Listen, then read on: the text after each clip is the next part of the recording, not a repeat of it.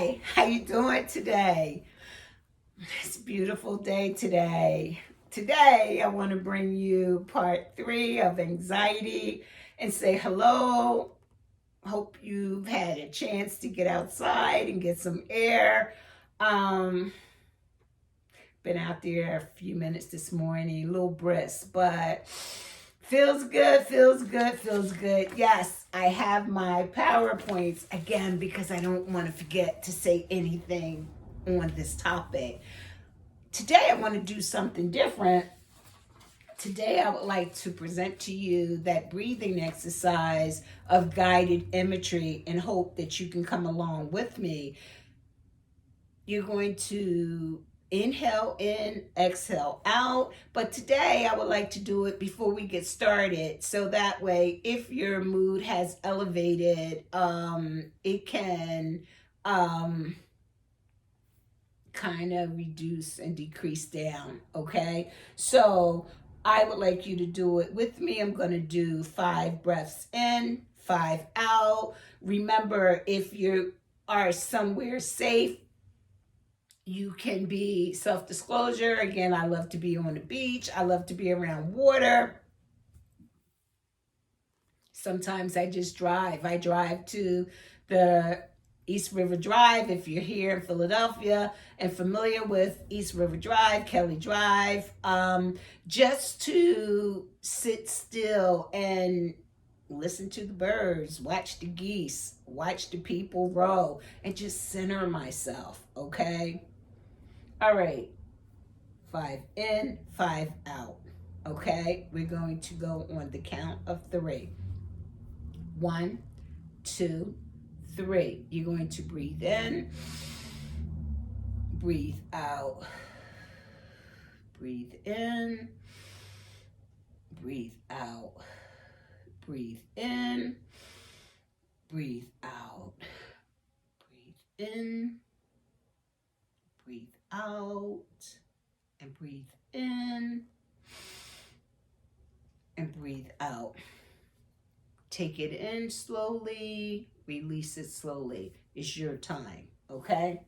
Thank you if you joined in with that, or maybe later on in the day. Today I want to talk about stabilizing that anxiety. Okay, stabilizing the anxiety level while increasing the ability to function on a daily basis. This is important, people. This is important, okay? It's important to identify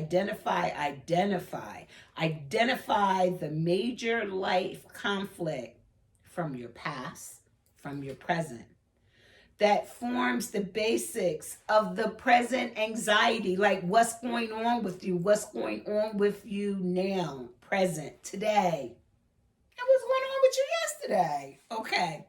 Can you become aware of the key unresolved life conflicts and start working towards a resolution? Again, people, your anxiety is real. If it's real to you, it's real to me. Okay? How can we find some solutions to face the problem? Okay? Problem solve. Okay? Having insight into the role of his or her emotional pain, that is one way to begin the process of stabilizing your present anxiety. Yes. These are all precipitating factors, okay? It's real. I came on today to share this with you. I will be coming back on next week. And God's willing, I will be presenting the topic of depression. There's so many facets of it, whether it's mild, general, anxiety, extreme, major. We're going to take baby steps. So there will be a series of sessions or talks. If we were in therapy, it would be a session, or if I'm just presenting it on this platform, because there's so many different layers of it, okay? Explore, explore, explore. Explore past experience that may be the source.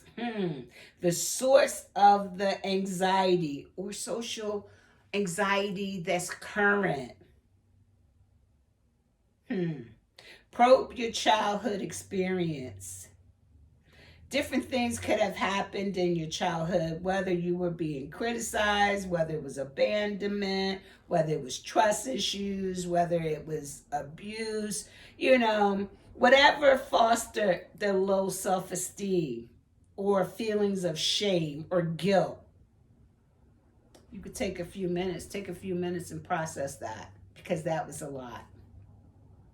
If you were to tell me that you do not go to the door or you isolate and you stay in your room because of your anxiety, had you been in therapy, you could have had a goal to utilize as an intervention. Whereas if you may have been asked, okay, if you don't go to the door, maybe go to the door, maybe put your hand on a knob, maybe turn the knob, turn the lock, and open the door, stand in the doorway. That may seem so minute to many people, but to others, it may be a major, major goal, major accomplishment. Your anxiety is real. If it's real to you, it's real to me, okay? Take baby steps. It's not the fact that it's a slow pace, slow roll. It's the fact that you're doing it, okay? You're doing something about it. That's major, okay? How you feeling, people? Let's talk. Let's talk about the 5 P's. The 5 P's. The 5 P's is a psychological tool. This is important. You want to find out what are the presenting problems, what perpetuates these episodes, okay? So we talk about the 5 P's. Had you been in therapy and I was doing what is called a formulation, a case formulation, whereas if we may have just did something to gather all of your information, and once we gathered all information, because you came in and you said, hey, something's going on, I don't know exactly what's going on with me.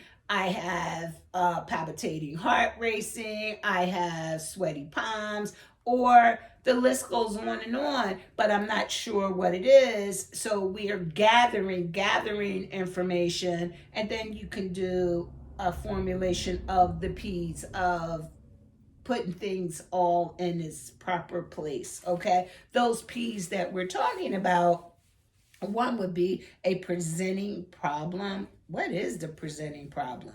Okay, let's find out what the presenting problem is. What brought you today, or what made you want to talk about this today with anyone? Okay, the precipitating factor, which made the individual vulnerable to the problem. It's like the problem being in control and you're not in control, okay? Precipitating factor, which triggers the problem. Perpetuating factor, such as a mechanism which keeps a problem going on. Unintended consequences of attempt to cope with the problem. Protective factor. How did the problems develop? Like where did these problems come from? How did they start? How can they end? Let's talk about it. It's a beautiful day again. I hope today, you're in a peaceful, safe place. You have your blinds open, you're letting the sun come in, you're feeling good about yourself, and if you're not, you're taking the steps to feel good about yourself, center yourself. Finally, I want to talk about experiencing occasionally anxiety is a normal part of life for us.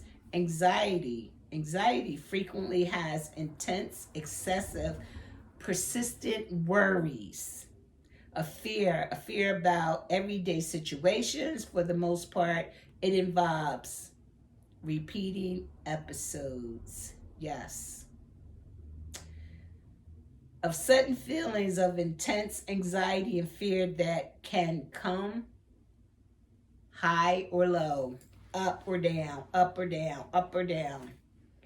Some examples: feeling nervous, panic, feeling danger, heart rate racing, breathing rapidly, sweating, trembling, feeling tired and fatigued. How many times you say, I feel so tired and exhausted, I don't know why, I had a perfect night's sleep. Staying focused, that's a biggie. My anxiety's so over the roof, I can't stay focused, I can't concentrate. The present worries is just overtaking that. Cannot stop the triggers that can cause the anxiety. Yes. It's an interesting topic. But it's about helping each other. It takes a village. It's about, if you can use it, keep it. If you cannot use it, give it to someone else. Share it. Today, my quote today, it says, it's not the load that breaks you down. It's the way you carry it. Lena Horne. I chose that quote today. I chose that quote today because sometimes we carry things that do not belong to us. Sometimes we have luggage, but we have nowhere to go.